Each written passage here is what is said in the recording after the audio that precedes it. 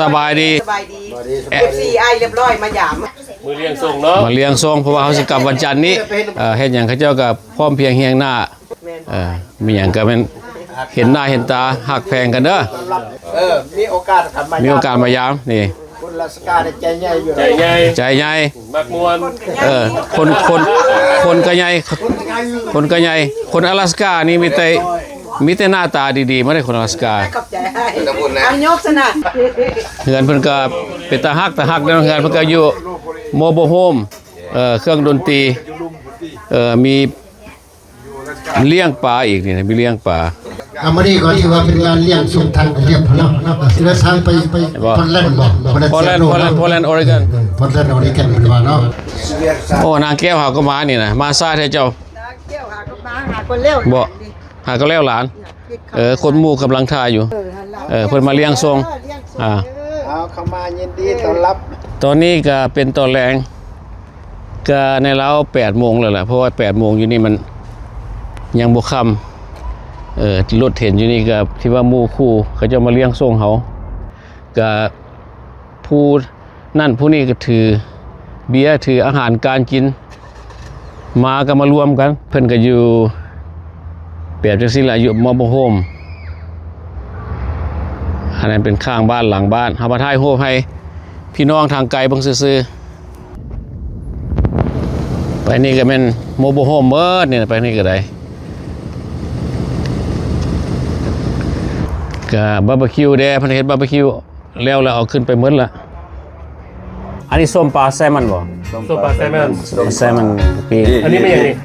ปลาบอกส้มปลาปลานิ่นบ่ปลาขาวอันนี้ทูน่าวาซาบิพอทอมี่เห็นมาพอทอมี่เห็นมาท่านอาหารอันนี้เป็นต่ำข้าวปุ้นที่แบบต่ำข้าวปุ้นเฮ้ยทอมี่อันนี้ก็ต่ำข้าวปุ้นป่ะยำปลากระป๋องใส่ข้าวปุ้นปลาทูน่าอีกทูน่าฟิชหรือทูน่าฟิชสวัสดีบ่รู้ของกินนะในคลาสสูตรในหม้อนี่สบายดีเด้อสวัสดีซื้อหยังทวนตันตัวบ้านตะกี้ลาวอยู่บ้านไหนตะกี้น่ะอยู่เล่าอยู่ทางสารวันบ่อยู่อลาสกาโดนปานใดละโอ้คันบอกไอ้ที่พี่ปัก180เด็ดโอ้จะบอกบ้านเลยนะสบายดีเด้อสวัสดีอยู่บ้านได้อยู่ลาวนั่นน่ะอยู่อยู่ไสอยู่นั้นนาคาราแขวงสวรรณเขตจากปีอยู่อลาสกานี่2007โอ้มากหลายมากหลายมากบ่กลับมาบ่กลับชื่อว่าอยู่ใช่เนาะจากปีอยู่อลาสกานี่นี่ไปอยู่อลาสกาที่อยู่แคลิฟอร์เนียย้ายไปย้ายมาย้ายมาอยู่แคนโบย้ายขึ้นมาอยู่อลาสกาโอเคไปว่าอลาสกานี่ดินฟ้าอากาศดีไปว่าผมมักน้ำสโนว์เด้อสโนว์เนาะแม่นสบายดีแนะนำซื้อมึงดูซื้อลูลีเนาะลูลีอยู่อลาสกาได้จากปีแล้วนี่โอ้ได้20 ปีโอ้ได้20 ปีละแต่อยู่ลาวอยู่บ้านไหนอยู่ลาวท่าบ้านเมียอยู่นนทิเล็กเมืองสีโคตรบองเกิดแท้อยู่หนองไฮเมืองหาดเป็นทองโอเคนนทิเล็กงามตัวอ้ายเคยไปแถวปิ้งไก่ข้าปลาแดกอยู่ดิปิ้งไก่ข้าปลาแดกหัวหน้าสบายดีอันนี้เป็นเกาเลี้ยวซื้อจุดอยู่เกาเลี้ยวเด้อจุดเกาเลี้ยวไทยเกาเลี้ยวจากปีละยูลาสกานี่นะปีได้14 ปีมักอลาสกามักมองไหนมักอากาศมันนี่แหละมักแต่อากาศแล้วก็มักได้เงินรีไทยเงินพวกเงินดิวิเดนด์นะโอ้เงินที่ว่าแต่ละปีเขาให้น่ะ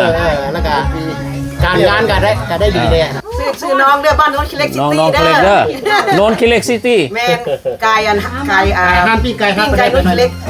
ปิ้งไก่ทับปลาแดกปิ้งไก่ทับปลาแดกลูกแม่ตู้แต๋วเด้อโนนคิเล็กเนี่ยก็เจ้าฮู้เวิร์ดรถแถวนั้นแปลว่าโอ้แปลว่าแถวนั้นเป็นตาอยู่เด้แม่นไอ้งามถนนหนทางแถวนั้นน่ะ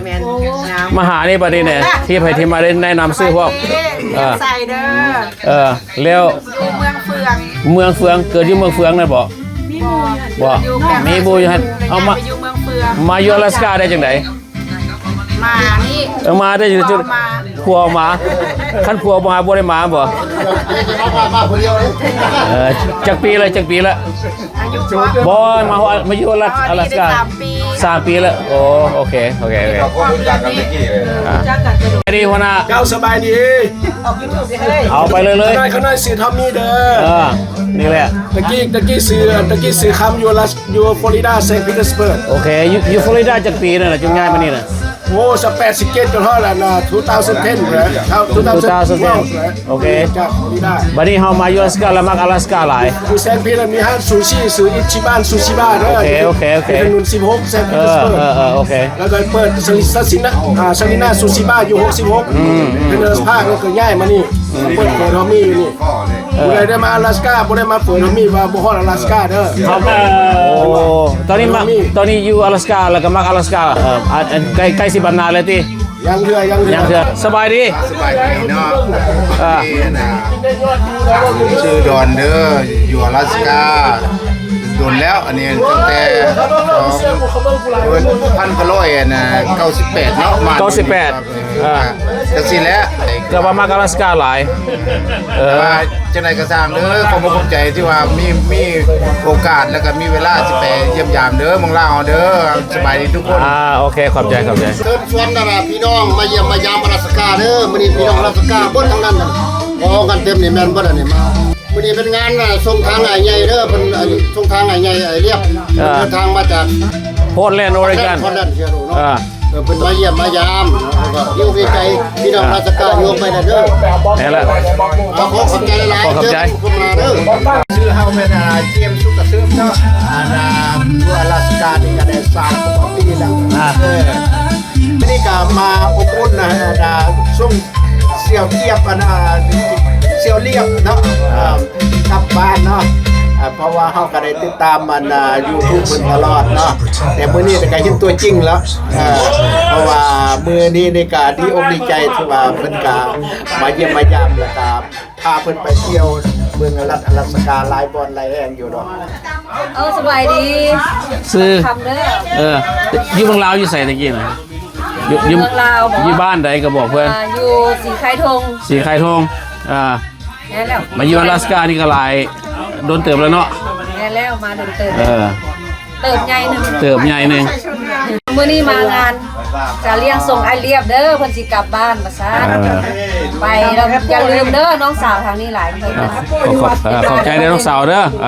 มาได้ เดี๋ยวมันยังโสดๆอยู่ มาใหม่อีกเด้อ เดี๋ยวผู้ใดต้องการเด้อผู้ใดเป็นพ่ออ้างแล้วมาทางนี้หลาย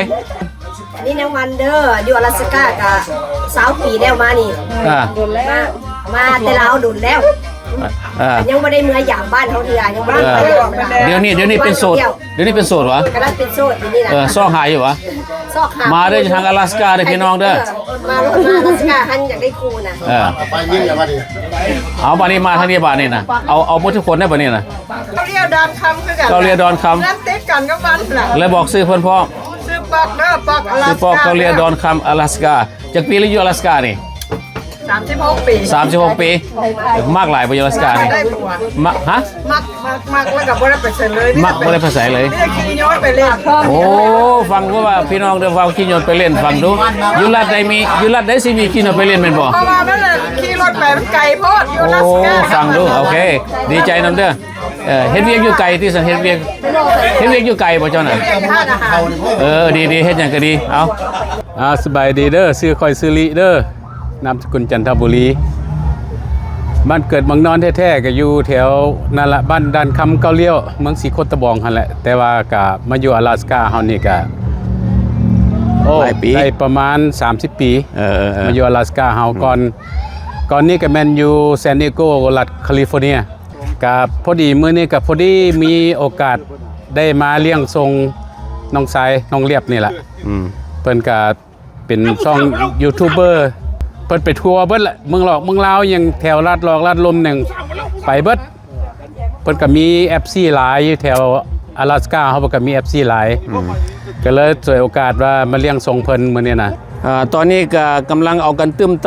ามเพราะว่าเจ้าเป็นคนผู้สุดท้ายมาซะในงานนี้ก็ขอบใจหลายที่ อ้ายเพิ่นมาเลี้ยงส่งเฮาเนาะเพราะว่าเอานั่นเอานี่มาติดมือมาก็เลยเกิดเป็นงานเลี้ยงส่งของเฮาเอาแนะนำตรงด้วยซื้อซีสังบอนซีสังบอน คันว่าอยู่บ้านเฮาก็เกิดอยู่อัตตปือพุ่นละ โอ้เกิดที่พูดแล้วมา มาอยู่ อเมริกานี่หลายปี มาอยู่อลาสก้านี่ก็แต่1982มื้อนี้มาเลี้ยงส่งน้องชายยูทูบเบอร์มาแต่ออริกอนเพิ่นมาสัมภาษณ์คนอลาสก้าว่าซั่นมาเยี่ยมยามถ้าหากใครอยากเห็นกลางเว้นกลางคืนแจ้งตลอดให้มาเด้ออลาสก้า ขอบใจหลายๆเด้อไอเด้อที่ให้กำลังใจแล้วก็ให้คำมันที่ว่าดีๆเนาะผมคนกินก็แบบนี้แหละ มามื้อนี้มาเลี้ยงส่งน้อง สิกลับพอร์ตแลนด์ ก็คือโพสต์แล่นด์ ขอให้น้องดีอกดีใจให้มีความสุขอ้ายก็อยู่เวียงจันทน์ อยู่บ้านไหนอยู่เวียงจันทน์ได้ สีไข่บ้านสีไข่ สิไข่เนาะ ในเวียงจันทน์ โอเค เป็นคนพื้นฐานในเวียงจันทน์ โอเคเอาฉันขอบใจหลายๆเด้อไอเด้อแล้วขอขอบใจ น้องโชคดี ขอขอบใจที่ว่ามางานเลี้ยงส่งเฮา พี่น้องบ้านนาสายทอง ฮะ เป็นพี่น้อง บ้านนายสะทองเหรอ อยู่ในสะทอง กับบ้านเฮาสินะครอบครัวน่ะ เจ้าอยู่เขา เว้าซื้อ เขาอยู่ในสะทอนชื่ออันทร อนุทรอยู่เมืองนายสะทองเลยน่ะโอ้กับพี่น้องกับเฮาอยู่หัวขัวเกิด บ้านเกิดจะเฮาอยู่หัวขัวเด้ มาปี 2010 บ่โอเคฮักแพงกันเด้อเอาขอถามเด้อเดี๋ยวนี้ตะกี้อยู่ลาวอยู่ไสก่อนล่ะ อยู่ทางนั่นน่ะทางสัญญบุรี สัญญบุรี อ๋อ ทางเวสไซด์ ห้วยทราย เจ้า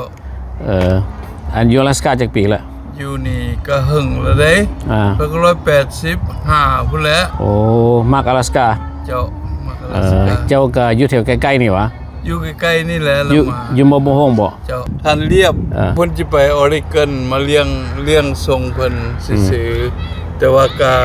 เพิ่นดีนํอยู่เบิ่ง YouTube เพิ่นตลอดเด้ขอให้เพิ่นฮักแพงกันและคนลาวเขาคือกัน ขอบใจหลายๆเด้อนี่ก็อีกพาหนึงนี่นะอยู่พี่บ่พาหนึงอีกโอ้มีแต่ของกินดีๆมีลาบปลาแล้วก็มีปลา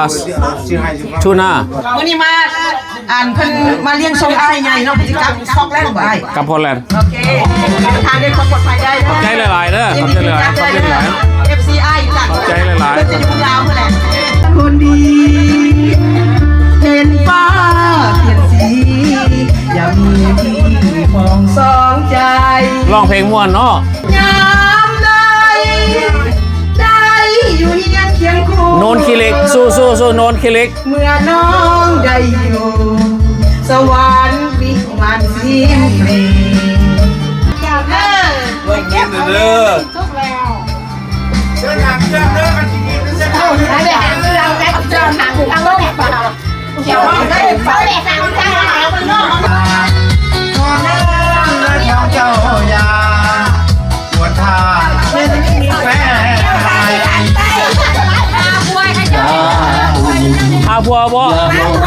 หาผัวเด้อผู้ใดเป็นส่วนมาทางนี้เด้ออลาสกาเด้อยินดีต้อนรับทางอลาสกา อย่าลืมฟังเสียงเป็นไอเสียก่อนก่อนจะเข้านอนห้องวอนมาตอนนิทานนอนจนได้นอนฝันดีเห็นแก้วตาขอน้องอย่าลืมนะสัญญาสองเราเดินหน้า